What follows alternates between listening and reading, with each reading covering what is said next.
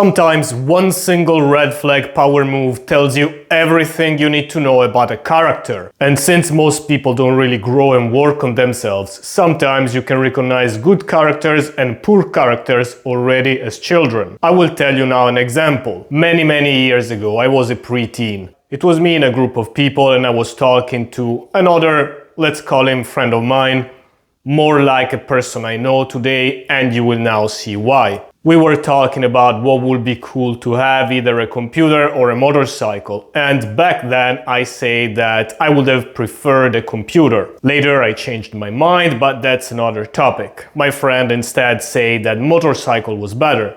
I stuck to my point of view, he stuck to the motorcycle, and we kept arguing about it. And now comes the power move. Here is what he did. He stopped talking, turned around, walked to another guy, got his attention and said, hey, you know what Lucio is saying? He's saying that a computer is better than a motorcycle. Can you fucking believe that? Tell him. The attitude was, can you believe how fucking stupid it is? Please tell me I'm right so we can show him for the stupid idiot he is. I thought it was such a cheap bitch move. Think about it. It's me and you talking, one to one, kid to kid, but also man to man. Don't go fuck around and looking for other people to support you so that you can win against me when it's 2-1 or 3-1. It's me and you. Maybe I'm right, maybe you're right, maybe you convince me, maybe I convince you, maybe we don't agree, maybe I think you're an idiot, you think you're an idiot. It doesn't matter. It's me and you. However it ends, it's one-on-one. Don't look for support because that looks sneaky, low power, and not as a friend will behave. Yes, we are arguing, but we're still in the same group. We grew up together. We're friends. Now you have to understand this about groups of men. Many groups of men, not all, but many, negotiate status with continuous one-upping and power moves. So the game is, if I one-up you or pull a power move and you don't see it, or you cannot defend yourself, you cannot attack back, or show that you're a strong, smart man, then I'm higher power, more dominant, more effective, and you are less so. So I'm higher status, you're lower. As I said, not all groups of men are like that, but many more groups of younger men are like that. So status among younger men is mostly negotiated with one-upping. Back then, I used to be like that. I used to have the mindset, and I used to think that that's how it's done. There are no other ways. So now, with that mindset, when this friend of mine went to the older kid, I completely expected the older kid to lend support to him. Why? Because think about it with that mindset. When somebody comes to you with the attitude that, look at this idiot, and it gives you a good enough argument to frame the other person as an idiot, that is an easy win. In that case, the argument was motorcycle, more mannish, cooler, guy that prefers a computer, geeky, not cool, fuck him, we are better than him. Also see it from a power dynamics point of view, and you can also understand it with a volleyball comparison. It's as if somebody spikes you a ball and now you got the ball that you can slam. What are you gonna do? If you let the ball drop, they could be seen as you not having the power, the dominance, the aggression to climb social hierarchies. Instead, when you smash the ball and you attack the other person, you take advantage of the situation and you climb up together with the other person at the expense of the other guy you're attacking. So with this mindset, with this social and power dynamics, I completely expected the older kid to gang up on me. That's how we call it, by the way. When several people congregate to attack someone else, it's ganging up. So there I was, standing, thinking, yeah, okay, come on now, guys, go after it. Tell me I'm a fucking idiot. Maybe also go call some other guys. Hey, this fucking idiot likes computers. It doesn't belong here. Go away. So you can imagine how positively shocked I was when the older kid instead said, well, if one can afford both, why not both? I was positively shocked. One, because it was coming from the mindset that you need to attack, That's what normal people do. And two, because I didn't even see the other option.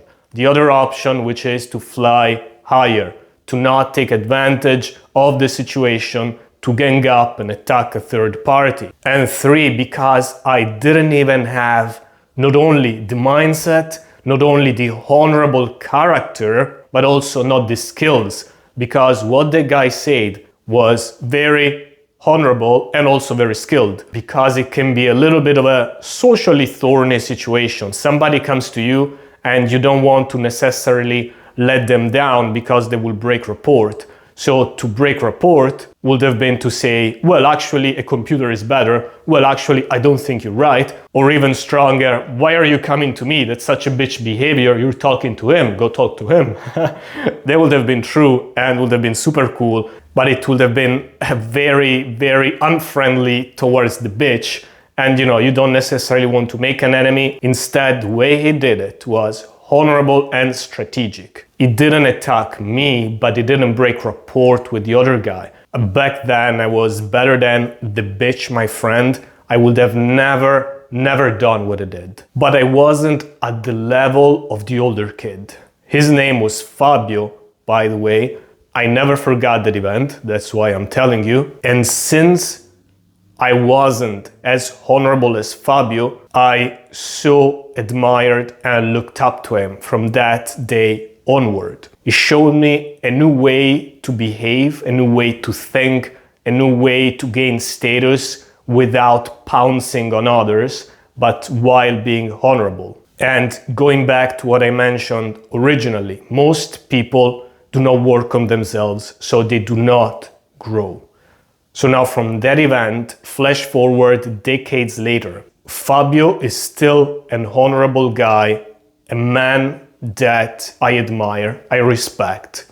The other guy, I'm not gonna say anything mean because we were closer in age and we were geographically close. So we grew up together. We used to play football together, ping pong together, compete at soccer table together. The first time in a club, it was also with him, among others. First time drinking with him.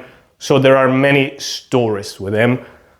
I'm still kind of glad to see him, to link up because of the story together. I don't forget that. However, his story was also the story of continuous covert power moves, sneakiness, one-upping, jokes that were demeaning and disempowering, laughing behind someone's back, laughing at others. Overall, he was never a person I could admire, respect, or get truly close with. He was the kind of person that if you tell him something personal, he may one day make a joke about it or bring it up to you just to remind you of that time when you were weak. These kind of games that you think, this guy has not my best interest in mind, he's not a close friend, he's not an ally, it's not somebody you can count on. What can we learn from this, and why was the red flag meaningful? Well, the situation was obviously completely insignificant, we know that. However, red flags are significant even when small. Sometimes they are more significant. Why? Think about it. If somebody behaves dishonorably for small things, what makes you think they will behave honorably when it's bigger things? Bigger things where there is more for them to gain. There is nothing to gain in the small things. That's why small red flags are significant, because they tell you how people are likely to behave with the bigger things. Why do you think a guy like that would behave honorably? I don't think so. I would be closer, I would introduce my girlfriend, I would do business, I would disclose a personal secret to Fabio, not to that guy. I want Fabios in my life, not clones of that guy. The other important lesson learned is that yes, most people don't grow, but you can grow. Back then, I wasn't at the level of Fabio, but today, if something similar would happen to me, hopefully, I like to think Fabio did. So final takeaways: 1. Learn to read red flags, including and especially the small ones. And 2.